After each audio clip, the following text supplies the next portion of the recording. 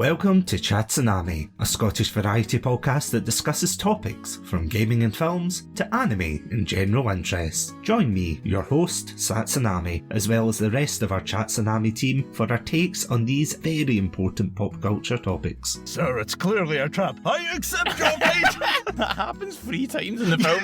Like, every time that general goes, don't do this one thing, he goes, do you know what I'm gonna do? That's the exact It does as well. She had the pointy teeth. What was that about? She looked like Bilbo when he wants the ring back. She did, didn't she? I just want the lightsaber one more time. Parasite says, no, you will get back into your office and work. No, says the man in Zoom. Yeah. Trousers are for the working man. You're bursting into your hotel room. Honey, we need to go. Leave the kids. You can milk an audition. Oh! That's the worst thing you've ever said in any of the episodes. If that sounds like your cup of tea, then you can check us out at our website, chatsunami.com, as well as all good podcast apps. As always, stay safe, stay awesome, and most importantly, stay hydrated. Stay classy and have a banana. This has been Satsunami. I'm sorry.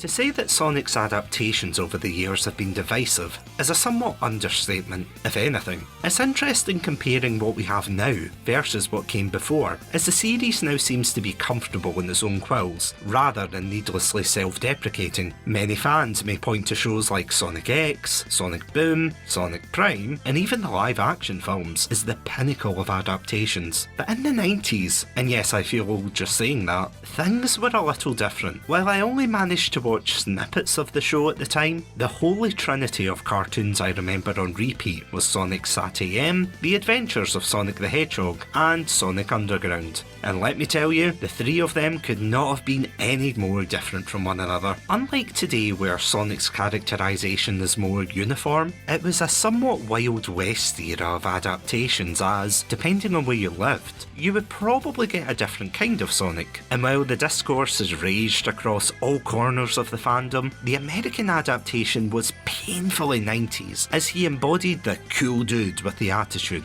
But I feel like the creators themselves did what they do best with Sonic and just threw everything at the wall in hopes that something would stick. As I mentioned, we had Sonic SAT-AM in 1993, dubbed so by fans because it aired on Saturday mornings. God, remember when that used to be a thing? Anyway, the series followed Sonic and his freedom-fighting friends resisting against the devious Dr. Robotnik and his horde of mechanical menaces. It was dark, dramatic, and sadly ended on a cliffhanger after 2 seasons. Although I think there's supposed to be a fan-created conclusion to that coming up by the group Team Season, or Team C3, and seriously, it looks super cool. On the flip side of 1993, we also had The Adventures of Sonic the Hedgehog, which, yeah, it was a thing. If you've ever wondered what cartoon has Dr. Robotnik yelling, "Ping us!" and Sonic giving worldly advice to kids via his now infamous Sonic Says segment, then yeah, this is the one. Fun fact though that I just realised, Sonic SAT-AM only got 26 episodes, while this one somehow got to 65. What a wild world. Then of course in 1999 we had 40 episodes of quite possibly one of the wackiest adaptations yet, where Sonic and his siblings Sonia and Manic were band members who were forced to separate from their mother, Queen Alina, and then grew up to fight against Dr. Robotnik once again. Another fun fact, apparently Jaleel White, the voice of Sonic for all 3 of these adaptations, also voiced Sonia and Manic in this show. I don't know what to do with that revelation, so I'm just putting it out there. You're welcome, Pandalorian.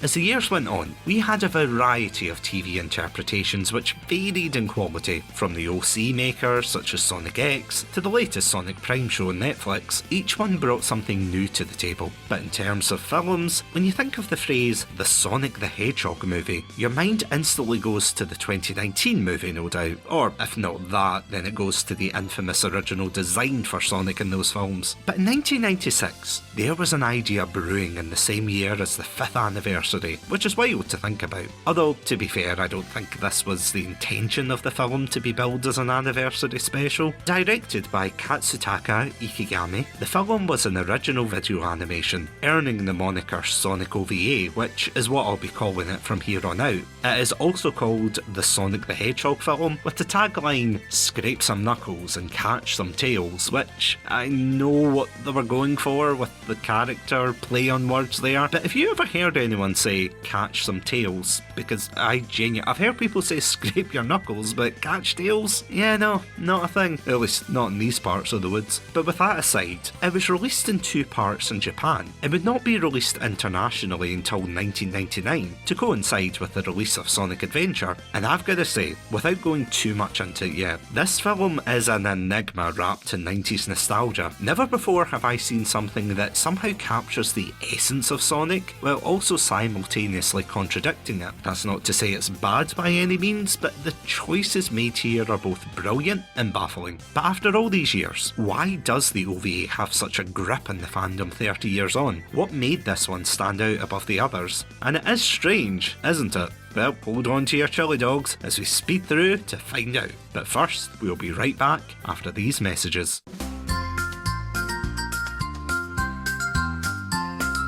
Welcome to my friendly game club where everyone is welcome.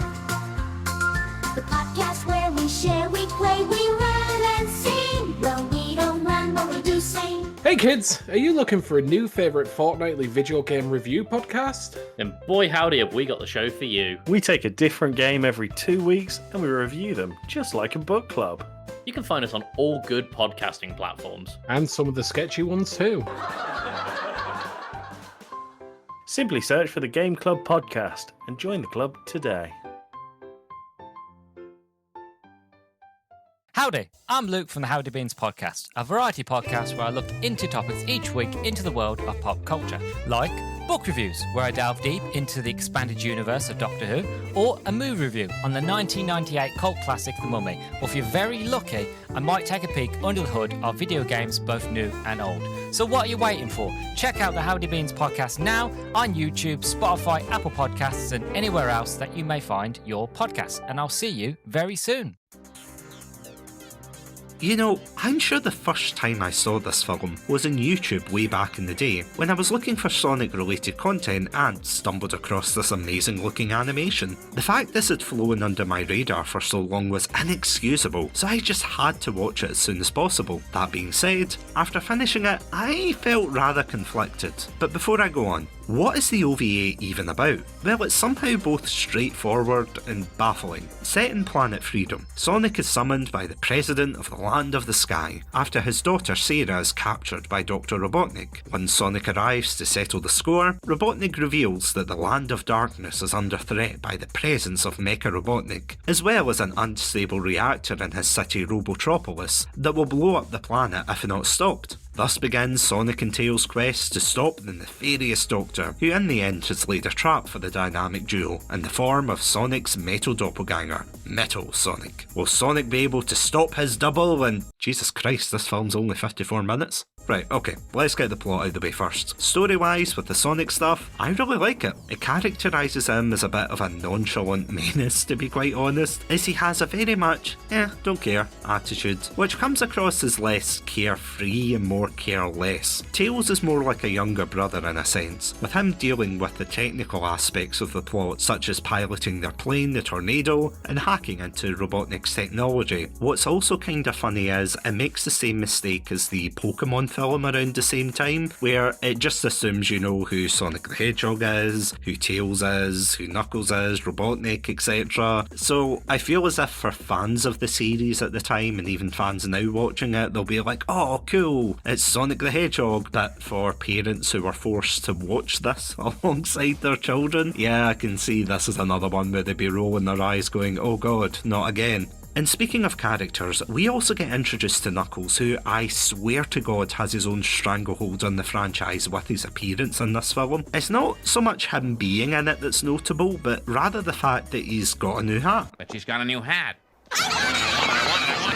Now, I'm not 100% on the legal details of this, but I'm pretty sure they had to stop using that hat for a while because of the ongoing Ken Penders lawsuit with the Archie comics, which, if you don't know about that whole rabbit hole, then I am so sorry in advance if you fall into it. But it did come back in the 2024 Knuckles miniseries, which is cool, I guess. Between that and a few spin-off games, it might actually rival that one dark Sonic scene in Sonic X for what short moment had an impact on the fandom. I'm actually quite curious to any Sonic fans listening out there. Let me know which one you think is more significant below, because I would love to hear what you think of that. Anyway, the story is set up in a relatively straightforward way, with the good guys on their way to fight off Robotnik and Metal Sonic. The negatives of this, however, somehow comes from what I guess is technically humour, in the same way that margarine is technically butter. There's a few weird one-off, haha, that character's acting weird moments, but the one that I will never understand is the inclusion of Sarah, aka the President's daughter, who is a cat girl despite her dad not being a cat. Yeah, I'm not touching that one with a barge pole. I cannot fathom why she's so prominent in it. She serves as both a hostage to Robotnik as well as his prospective bride, and I think she likes Sonic as well. I mean, I'm not overly advocating for a damsel in distress character here, but I mean, they could have just used Amy Rose. Sure, they would have to tweak the story because, trust me, I'll get on to that point, but yeah, it seems like a weird character to introduce, unless I'm missing some deep lore where Sarah the cat girl was introduced. But yeah, if I am, please let me know. I'm just so confused at that, because between her and the President, it just seems like unnecessary anime filler to put in comic relief, including one scene where Robotnik says once the world is destroyed, then him and Sarah will repopulate the Earth, much to her disgust. I don't really know what's worse, to be honest, that joke or the fact that they actually drew a still of them with several Robotnik babies with mustaches, including one breastfeeding. Yeah, you're welcome for those nightmares, because if I had to put up with it, then you sure as heck have to. There's also an owl character who I want to say is the President's aide, and is also a painful reminder about how 90s this film is. Well, the character is more of a like him or leave him in the narrative. His incompetence actually leads to a few cool moments where Sonic showcases his speed to save him from crashing at the beginning, which is really neat. That, and he's only in like 3 parts of the film, so he's not the worst. It's not like Sarah and the President, where when they appear you just roll your eyes and go, oh god, what are they going to say next? Genuinely, while that is my main criticism of the OVA, I think the rest of it is pretty darn solid. The art direction is utterly fantastic, from the vibrancy of South Island Beach to the dystopian ruins of the Land of Darkness. There is genuinely not one moment where I wasn't blown away by the visuals. Heck, even the action was really well done, and I think, unsurprisingly, the final conflict between Sonic and Metal Sonic, or Hyper Metal Sonic, according to Robotnik, really shines. As for the voice acting in the English dub, yeah, I can see why people weren't clamouring for them to start voicing the game counterparts. While by no means the worst I've ever heard, it's definitely jarring hearing some of them for the first time after getting so used to the contemporary ones. It's been brought up before, but I was genuinely taken aback by Lainey Fraser, who sounds constantly congested as Tails, or Gary DeHaan, who voices Metal Sonic for one line, and sounded a lot more higher pitched than I was expecting. That being said, this isn't exactly a deal breaker for the film, and I would wager that it would be more to do with the actual direction rather than the actors themselves. Martin Burke does a great job of capturing Sonic's indifference while delivering that one iconic line I think most Sonic fans have burned into their minds. You might know everything I'm going to do, but that's not going to help you since I know everything you're going to do. Strange, isn't it? Yeah, that one. I also didn't realise that Edwin Neal voices both the President and Robotnik, which, yeah, they were decent enough. I have to say that while I had to get used to it, Bill Wise did well as Knuckles, but again, I think the direction for the trio seemed to be more like teenagers with attitude, which, while it is accurate for the characters, once again was a lot more higher pitched than expected. As for the old man owl, yeah, that's how he's credited. I don't think he actually has a proper name. I thought Charles Campbell was alright, but he puts on this kind of fake old man voice, which I've heard before in countless games or shows where they've needed an old sounding person, but they just got the first person to put an impression of one on. You know the type of voice I mean, where they speak Speak like this sounds, Sonny. I can't hear you. You know, that is just so jarring. Honestly, I would have loved to have been a fly on the wall to see how they decided to land on these voices. Because, yeah, honestly, I'm not 100%. And while I criticised her character earlier, I thought Sasha Biese, and apologies if I'm mispronouncing that name, but I thought she did do a great job as the character. You know, it's just a shame that the writing let her down in that regards. But with that being said, is the film worth checking out? Honestly, I would say so. While it may not live up to the same standards as the latest adaptations, I think it's the perfect time capsule into the period that it was made. There's one particular scene where Metal Sonic's programming breaks, and thinking it's Sonic, decides to dress up the owl character in blinding colourful clothes that were very much a 90s staple. Then again, it'd be cool to see it make a comeback. One thing I'd be remiss not to mention is the ending theme song Lookalike, composed and arranged by Mitsuhiro Tada and written and sung by Ryo Konaka. While I wouldn't say the lyrics are the best or sensical at points, because the whole point of it is they're trying to say opposites to tie in with the themes of Sonic versus Metal Sonic in the film, it is genuinely one hell of an earworm that you'll be humming after you listen to it for days. After getting over the fact that I'm somewhat older than the Sonic OVA, it is really cool to see that even today it's being referenced. From Knuckles' aforementioned hat to even a reference in the IDW comics, it will be interesting to see if the fourth live-action Sonic movie references it in some way, seeing as Metal Sonic will be the primary villain. While it has its flaws, I still think there is a lot to like here. While the later games and adaptations went absolutely crazy with their plots, it was somewhat refreshing to see something relatively straightforward.